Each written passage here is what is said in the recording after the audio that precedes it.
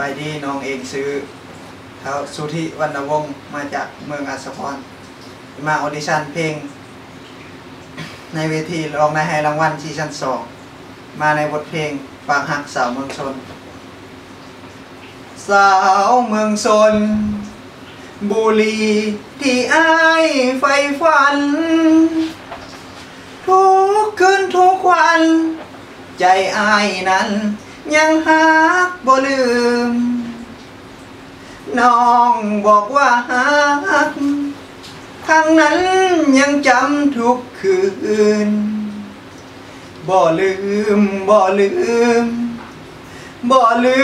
ดอกสาวเมืองชนอ้ายขออำลาแก้วตาน้องจงสุขีสุขเถิดสาวชลบุรีคนที่อ้ายฮักหน้ามนเดินหามาใหม่ขวัญใจอย่าได้กังวลให้รออยู่ที่เมืองชนอีกบ่ดนจะหวนคืนมาใหม่